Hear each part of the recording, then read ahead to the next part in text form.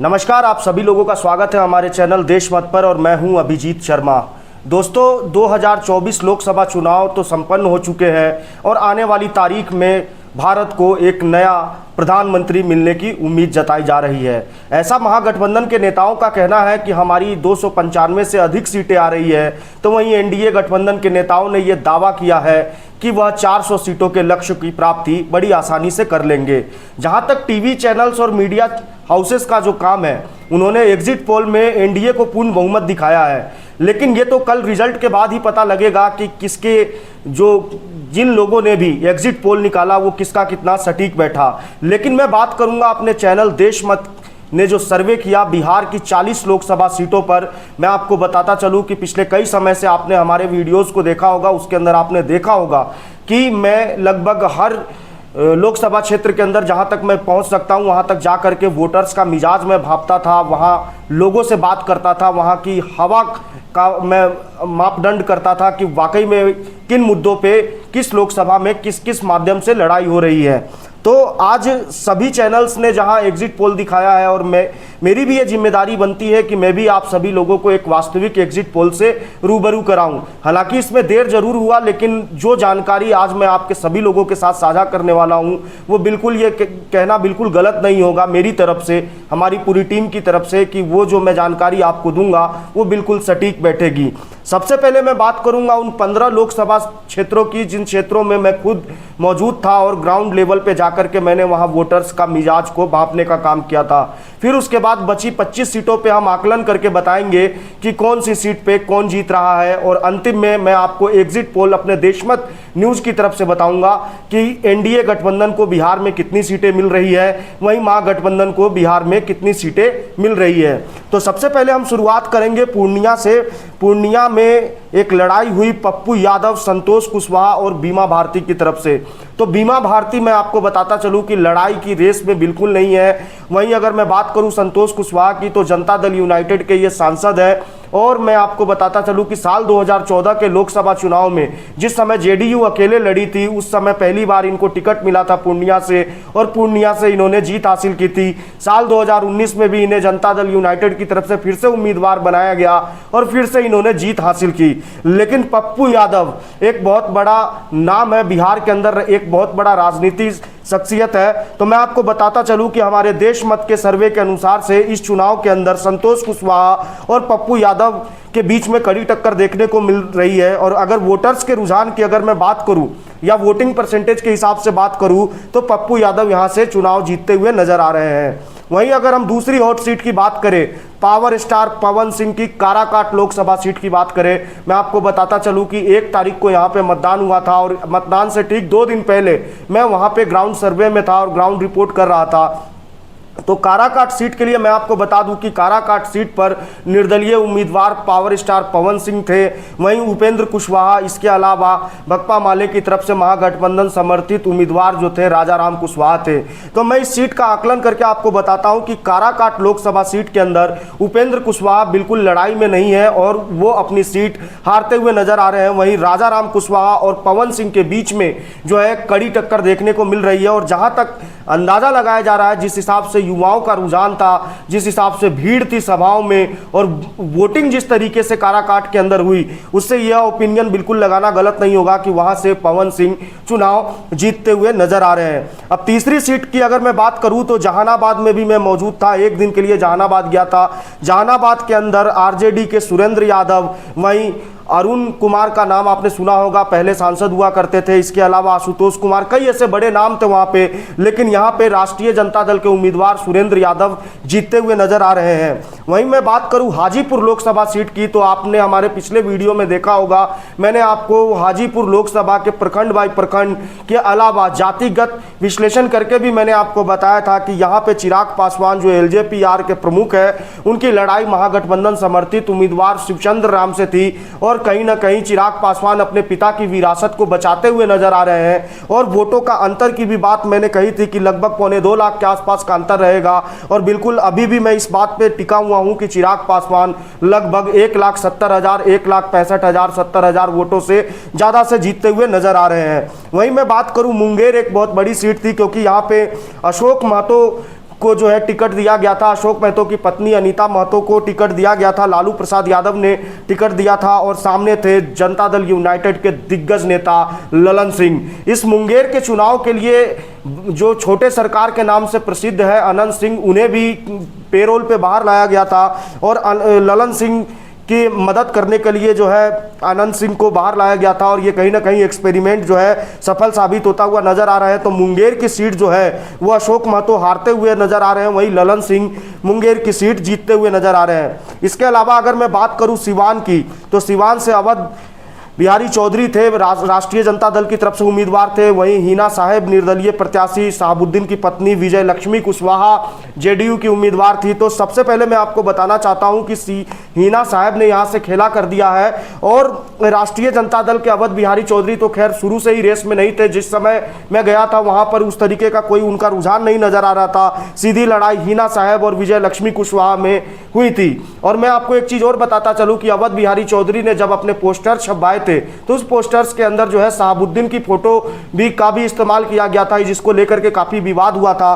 तो ये कहना बिल्कुल गलत नहीं होगा कि सिवान एक बार फिर से अपने 2009 के इतिहास को दोहराता हुआ नजर आ रहा है और वहां से हिना साहेब चुनाव जीतती हुई नजर आ रही है। वहीं अगर मैं बात करूं गया एक सुरक्षित सीट है और वहां से हिंदुस्तानी आवाम मोर्चा के जीतन राम मांझी, जो कि बिहार के पूर्व मुख्यमंत्री भी रह चुके हैं, उनकी साख थी और सामने टिकट मिला था राष्ट्रीय जनता दल की तरफ से सर्वजीत पासवान को।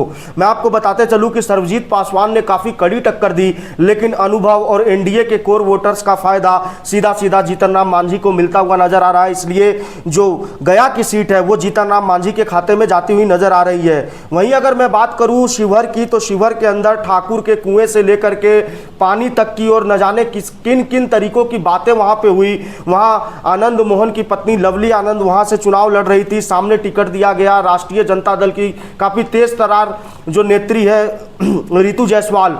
हालांकि कई एक्सपर्ट्स का यह मानना है कि लवली आनंद जो है चुनाव वहां से जीत रही है, लेकिन देशमत चैनल का यह ओपिनियन कहता है कि रितु जायसवाल वहां से शिवहर से चुनाव जीतती हुई नजर आ रही है। जनता दल यूनाइटेड को यह सीट जो है कहीं ना कहीं नुकसान साबित हो सकती है, रितु जायसवाल वहां से जीत रही है। वहीं मैं बात करूं एक और हॉट सीट जो काफी चुनाव के बाद में काफी चर्चा में रहा, क्योंकि हत्याओं का दौर चला, गोलीबारी, यहां तक कि गाली गलौज तक की बात आई। मैं बात कर रहा हूं सारण लोकसभा छपरा लोकसभा सीट की, जहां पर राष्ट्रीय जनता दल की तरफ से रोहिणी आचार्य लालू प्रसाद यादव की बेटी को टिकट दिया गया था। वहीं सामने दिग्गज भाजपा के नेता राजीव प्रताप रूडी थे, जो लगातार पिछले कई चुनावों से जो है भारतीय जनता पार्टी के टिकट पर छपरा से सांसद चुन के आ रहे हैं। यहां पर लड़ाई भी काफी टक्कर की हुई, तरह तरीके की बातें की गई, लेकिन ओपिनियन पोल की अगर माने और ग्राउंड सर्वे की रिपोर्ट के हिसाब से माने तो रोहिणी आचार्य यहां से चुनाव हारती हुई नजर आ रही है। वहीं अगर मैं बात करूं पाटलिपुत्र लोकसभा सीट की, तो यहां से भारतीय जनता पार्टी के राम कृपाल यादव का टक्कर जो है मीसा भारती लालू प्रसाद यादव की बड़ी बेटी और राज्यसभा सांसद भी है वर्तमान में, वो तीसरी बार यहां मैदान में थी। 2014 के लोकसभा चुनाव में हार जीत का अंतर ज्यादा नहीं था, 2019 के लोकसभा चुनाव में भी लगभग 40-50 हजार के बीच का आंकड़ा था, लेकिन इस बार भी पाटलिपुत्र की धरती पर एक बार फिर से कमल खिलने की उम्मीद है और राम कृपाल यादव यहां से चुनाव जीतते हुए नजर आ रहे हैं। वहीं मीसा भारती लगातार तीसरी बार चुनाव हारती हुई नजर आ रही है। वहीं मैं बात करूं वाल्मीकि नगर की, तो वाल्मीकि नगर की सीट जो है काफी सुनील महतो और दीपक यादव के बीच में लड़ाई थी। शुरुआत में हालांकि काफी टक्कर हुई, लेकिन लास्ट में वाल्मीकि नगर नरेंद्र मोदी जब वहां पे अपनी चुनावी सभा किए, उसके बाद से लोगों का वोटर्स का है रुझान बदल गया। वहां के लोगों से जानकारी यह मिली कि यहां पर सुनील महतो चुनाव में बहुत आगे चल रहे हैं और दीपक यादव को उन्होंने बड़े अंतर से हराने की ओर अग्रसर है। हालांकि कल आपको रिजल्ट में मालूम चल जाएगा, लेकिन हमारे ओपिनियन के हिसाब से सुनील महतो वाल्मीकि नगर से चुनाव जीत रहे हैं। वहीं अगर मैं बात करूं बक्सर से, तो बक्सर एक काफी हॉट सीट थी। आनंद मिश्रा आईपीएस ऑफिसर, सुधाकर सिंह राष्ट्रीय जनता दल की तरफ से, ददन पहलवान, वहां से मिथिलेश तिवारी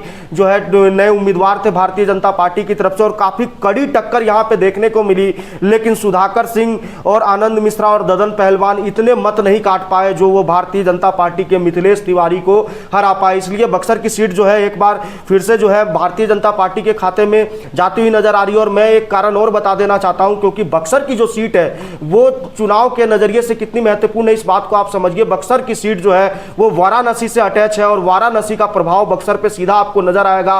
कोई भी बक्सर के रहने वाले या बक्सर के लोग जो मेरा वीडियो देख रहे हैं, आप सभी लोगों को मालूम होगा कि आप लोग फ्लाइट्स वगैरह भी लेने जाने या बाजार करने या किसी बड़े अस्पताल या कुछ भी इस तरीके का होता है तो वो लोग सीधे बनारस की तरफ जाते हैं। और बनारस में किसका प्रभाव है ये तो आप जानते हैं, नरेंद्र मोदी का प्रभाव है। और वही प्रभाव जो है बक्सर के अंदर नजर आया और मिथिलेश तिवारी वहां से चुनाव जीत रहे हैं। वहीं अगर मैं बात करूं तो सीतामढ़ी की बात करूं तो देवेश चंद्र ठाकुर, सुनील कुमार पिंटू की टिकट काट करके जनता दल यूनाइटेड ने इस बार देवेश चंद्र ठाकुर को उम्मीदवार बनाया था। उनके सामने अर्जुन राय थे चुनाव में, अर्जुन राय वहां से चुनाव हार रहे हैं। देवेश चंद्र ठाकुर वहां से सीतामढ़ी से चुनाव जीत रहे हैं। वहीं अगर मैं बात करूं मुजफ्फरपुर, जो कहा जाता है कि मल्ला लैंड जो भूमि होती है वो मुजफ्फरपुर की सुरक्षित सीट है और यहां से भारतीय जनता पार्टी के अजय निषाद लगातार सांसद हुआ करते थे। इस बार टिकट कटा और टिकट मिला राजभूषण चौधरी को। तो खेल देखिए, पिछली बार राजभूषण चौधरी ने कांग्रेस की टिकट पे इनके खिलाफ चुनाव लड़ा था, इस बार अजय निषाद को टिकट नहीं मिला और बीजेपी की तरफ से राजभूषण चौधरी को उम्मीदवार मिला। तो कहीं ना कहीं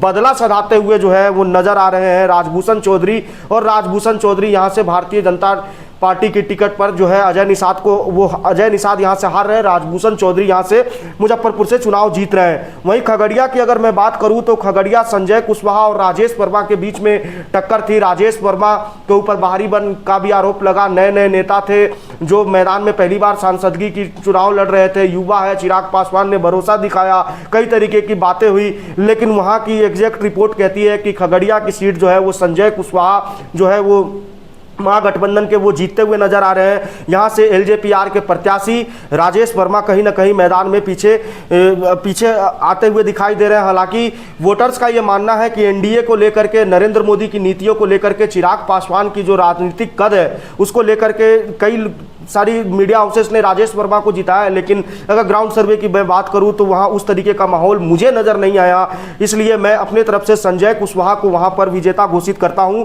और ये कितना असरदार होता है या कितना आगे पीछे होता है ये तो कल रिजल्ट के बाद होगा। उसके बाद भी मैं आप सभी लोगों से रूबरू होऊंगा और मैं आपसे बात करूंगा कि जो मैंने ओपिनियन और एग्जिट पोल दिया वो कितना नजदीक सटीक रहा और कितना दूर रहा। वहीं अगर मैं बात करूं भागलपुर सीट की तो भागलपुर सीट से जनता दल यूनाइटेड की तरफ से जहां अजय मंडल जो पूर्व सांसद है वो उम्मीदवार थे, वहीं अजीत शर्मा, नेहा शर्मा जो बॉलीवुड अभिनेत्री है, कांग्रेस के बड़े नेता अजीत शर्मा से मुकाबला था भागलपुर के अंदर। सिल्क सिटी के नाम से, स्मार्ट सिटी के नाम से मशहूर। और यहां पर जो गंगोत जो जाति है, गंगोता जाति जो कहा जाता है, अजय मंडल की जो जाति है, उन्होंने बढ़ चढ़ के मतदान किया और कहीं ना कहीं यहां पे बैकवर्ड फॉरवर्ड की लड़ाई हुई और यहां पर जो है अजय मंडल जनता दल यूनाइटेड की एनडीए गठबंधन की तरफ से भागलपुर की सीट वो जीतते हुए नजर आ रहे हैं। वहीं अगर मैं बात करूं गोपालगंज की तो गोपालगंज में आलोक सुमन और चंचल पासवान के बीच में लड़ाई थी।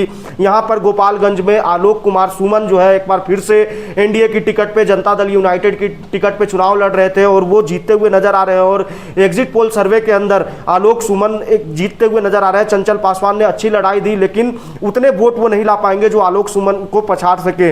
वहीं अगर मैं बात करूं बांका की तो बांका में गिरधारी यादव और जयप्रकाश यादव दोनों ही राष्ट्रीय जनता दल के बड़े खिलाड़ी, लेकिन टिकट इस बार जो है गिरधारी यादव को एनडीए खेमे की तरफ से मिला, जयप्रकाश यादव आरजेडी की तरफ से थे। और बांका से इस बार जो है कांटे की टक्कर हुई। शुरुआती फेज में ये लगा कि जयप्रकाश यादव वहां से चुनाव जीतेंगे, लेकिन जैसे जैसे चुनाव नजदीक आते गया और मैनेजमेंट की जो देखी गई और जिस तरीके से वहां के वीडियोस आए और लोगों का जो ओपिनियन आया तो बांका में ये कहना बिल्कुल भी गलत नहीं होगा कि लड़ाई में जयप्रकाश यादव पीछे हो गए हैं और गिरधारी यादव वहां से चुनाव जीत सकते हैं। वहीं अगर मैं बात करूं औरंगाबाद की तो अभय कुशवाहा और सुशील सिंह के बीच में लड़ाई थी।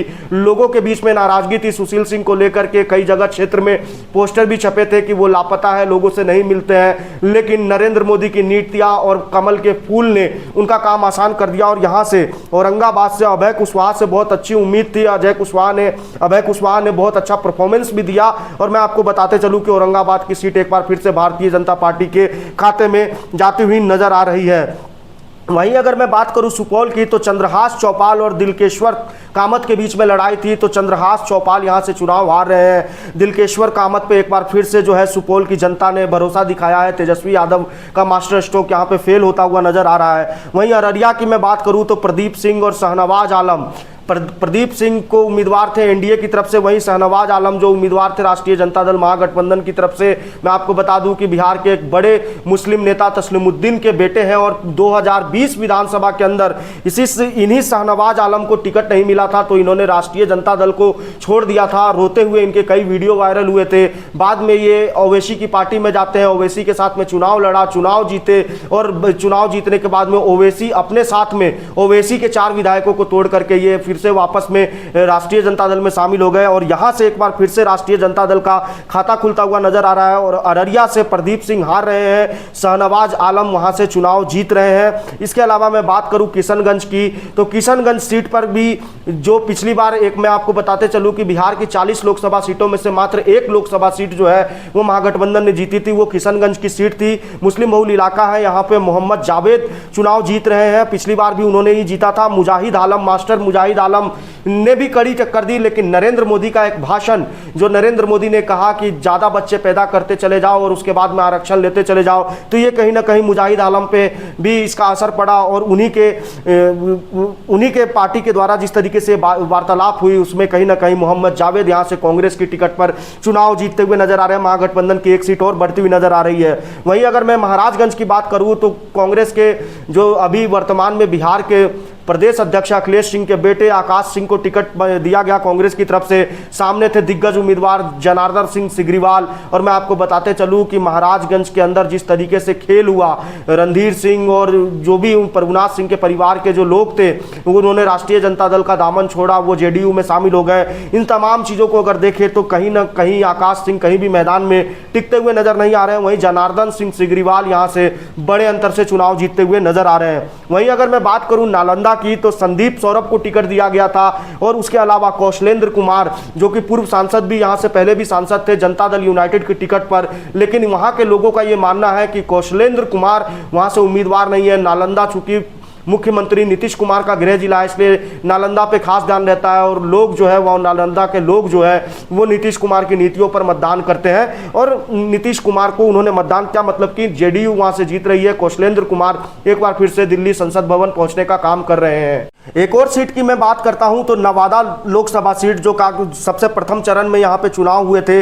नवादा लोकसभा सीट पर श्रवण कुशवाहा, गुंजन सिंह, विवेक ठाकुर कई उम्मीदवार थे। वहां पर राष्ट्रीय जनता दल के भी बागी नेता वहां से उन्होंने भी अपनी दावेदारी पेश की थी, लेकिन ये सीट जो है अगर ग्राउंड की रिपोर्ट की अगर हम बात माने तो विवेक ठाकुर यहां से चुनाव हारते हुए नजर आ रहे हैं। वहीं श्रवण कुशवाहा जो है राष्ट्रीय जनता दल की तरफ से उम्मीदवार बनाए गए थे, नवादा की सीट जो है वो श्रवण कुशवाहा जीतते हुए नजर आ रहे हैं। गुंजन सिंह का काफी बड़ा फैक्टर साबित हुआ, यहाँ पर उन्होंने विवेक ठाकुर को हराने में काफी बड़ा योगदान दिया और एक तरीके से कहा जा सकता है कि श्रवण कुशवाहा के लिए एक तरीके से गुंजन सिंह ने बहुत बड़ा काम किया। तो यहां से नवादा की सीट पर जो है श्रवण कुशवाहा राष्ट्रीय जनता दल के जो है वो जीतते हुए नजर आ रहे हैं। वहीं अगर हम बात करें जमुई लोकसभा सीट की, सुरक्षित सीट है जमुई, जो चिराग पासवान जहां से चुनाव लड़ते थे। साल 2014 में भी चिराग पासवान ने वहीं से चुनाव लड़ा था और अपनी राजनीतिक पारी की शुरुआत की थी। वहीं 2019 के लोकसभा चुनाव में भी चिराग पासवान ने जमुई से चुनाव लड़ा, वहां से जीते।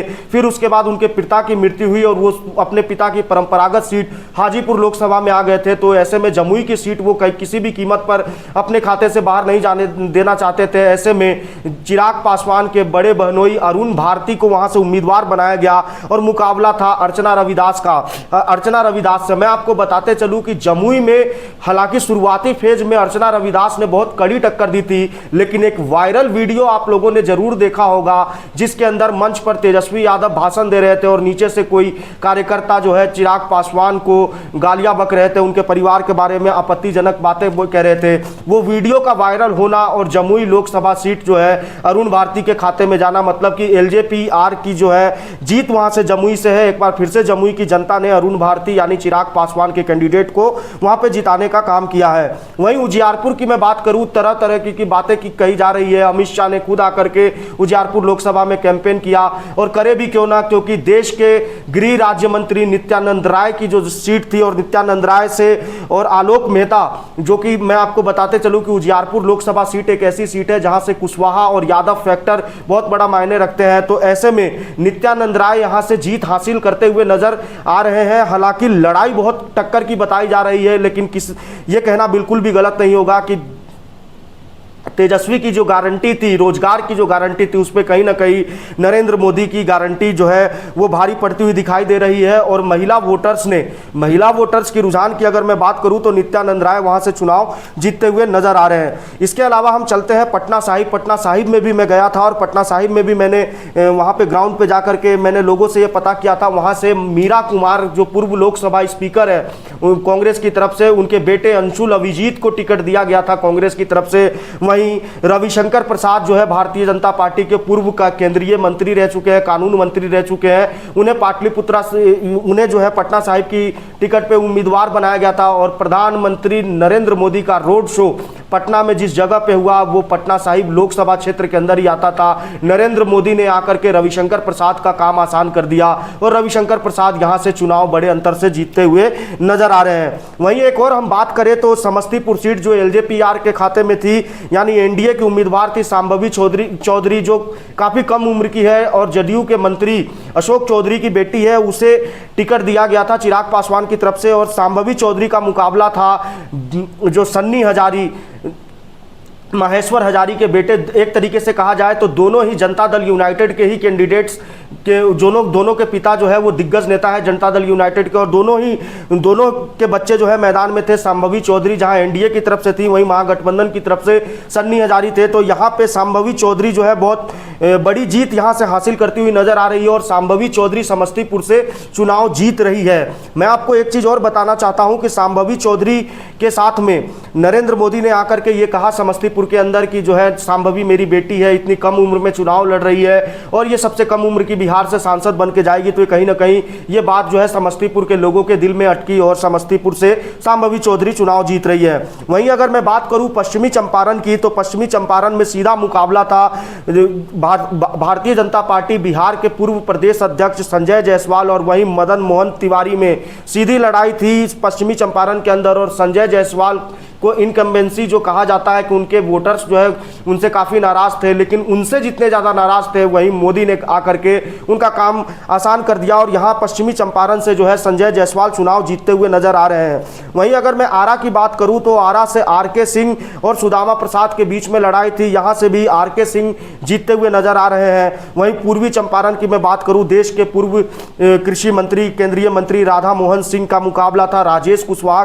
के बीच में। तो मैं आपको बताते चलूं कि पूर्वी चंपारण से भी जो है मोतिहारी सीट से जो है राधा मोहन सिंह चुनाव जीतते हुए नजर आ रहे हैं। इसके अलावा अगर मैं बात करूं दरभंगा से, मिथिलांचल की अगर मैं बात करूं तो दरभंगा में गोपाल जी ठाकुर और ललित यादव के बीच में मुकाबला था और यहां से भी भारतीय जनता पार्टी के गोपाल जी ठाकुर चुनाव जीतते हुए नजर आ रहे हैं। इसके अलावा अगर मैं बात करूं बेगूसराय सीट की तो बेगूसराय भी एक हॉट सीट थी। पिछली बार मुकाबला जो है सीपीआई की तरफ से जो है लेफ्ट की तरफ से कन्हैया कुमार थे, वहीं राष्ट्रीय जनता दल की तरफ से भी एक उम्मीदवार थे गिरिराज सिंह, यहाँ से भारतीय जनता पार्टी के कैंडिडेट थे। लेकिन इस बार कहानी बदली सी नजर आई। कैंडिडेट जो है बेगूसराय से जो है भारतीय जनता पार्टी की तरफ से गिरिराज सिंह, वहीं अवधेश राय को उम्मीदवार बनाया था महागठबंधन ने और यहां से गिरिराज सिंह एक बार फिर से अपनी इज्जत और अपने बेगूसराय की लोगों ने गिरिराज सिंह की इज्जत को बचा रहे हैं और बेगूसराय से गिरिराज सिंह चुनाव भारतीय जनता पार्टी वहां से जीतती जा रही है। सासाराम सुरक्षित सीट, मैं आपको बताते चलूं कि जिस समय मैं काराकाट गया था उस समय मैं सासाराम के भी कुछ क्षेत्रों में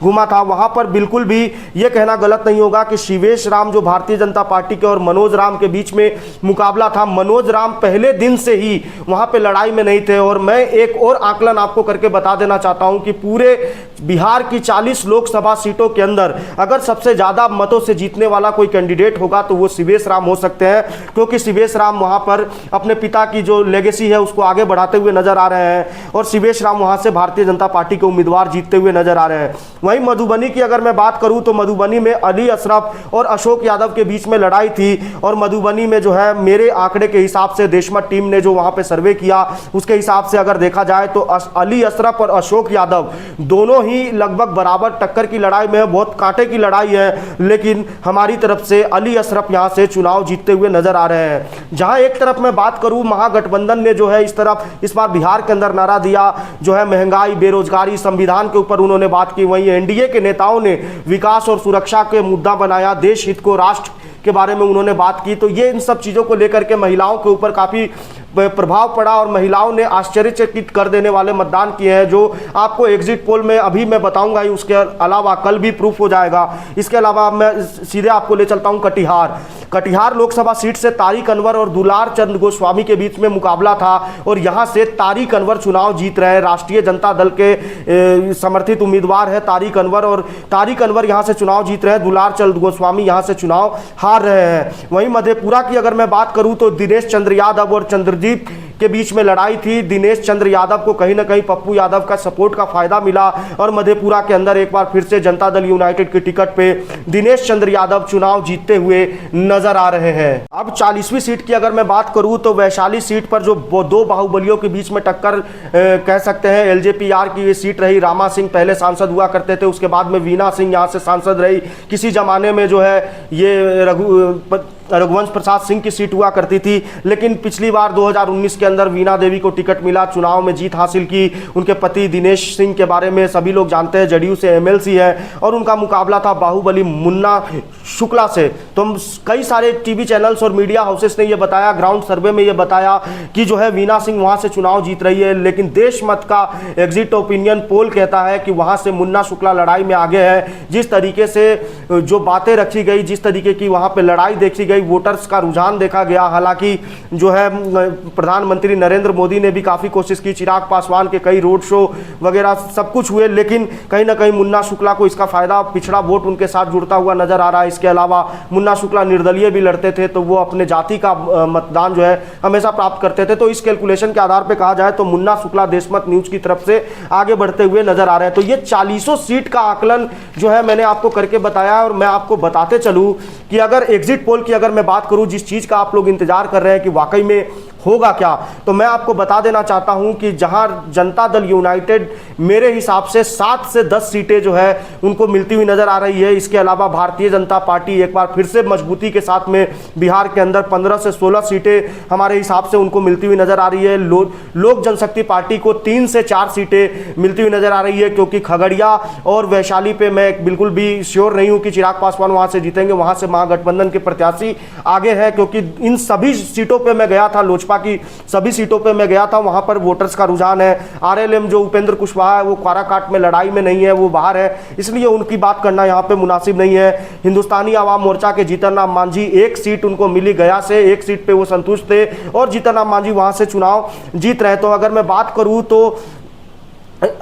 करूं तो 27 से 31 सीटें जो है वो एनडीए खेमे में जा रही हैं। 3 सीटें मैंने वो रखी है, 3-1 सीटें निर्दलीय के लिए, जिसमें पवन सिंह, पप्पू यादव और हिना साहब के मैंने रखी है। हालांकि वहां पे ये आंकड़े आगे पीछे हो सकते हैं, लेकिन इन तीनों को मैंने आगे रखा। इन तीनों सीट पे मैं गया था और वहां पे वोटर्स का रुझान जाना, हालांकि उनकी किस्मत ईवीएम में कैद है, लेकिन हमने अपने ओपिनियन में इन तीनों को जीतता हुआ दिखाया है। वहीं अगर मैं बात करूं तो राष्ट्रीय जनता दल की पिछले बार 2019 के अंदर खाता नहीं खुला था लोकसभा चुनाव में। इस बार चुनाव के अंदर तेजस्वी यादव की मेहनत और उसके अलावा जिस प्रकार से सोशल मैनेजमेंट की गई, जातिगत जो आधारभूत संरचनाओं को जोड़ करके जो है टिकट दिया गया, उस हिसाब से राष्ट्रीय जनता दल कम से कम 6 या 7 सीटें तो लाती हुई नजर आ ही रही है। इसके अलावा उनके सीटों की संख्या 10 या 12 तक भी पहुंच सकती है। ये कई जगह पे ऐसे है, पेचीदा मामले फंसे हुए हैं, जिसके अंदर हम ये श्योर नहीं कह सकते हैं कि वहां से एनडीए जीतेगा या महागठबंधन, क्योंकि तेजस्वी यादव की जो पॉलिटिक्स है, जो उनके साथ में जो संवाद है, ताबड़तोड़ रैलियां हैं, और इसके अलावा मुकेश सहनी को उन्होंने साथ में लिया। इसके साथ साथ में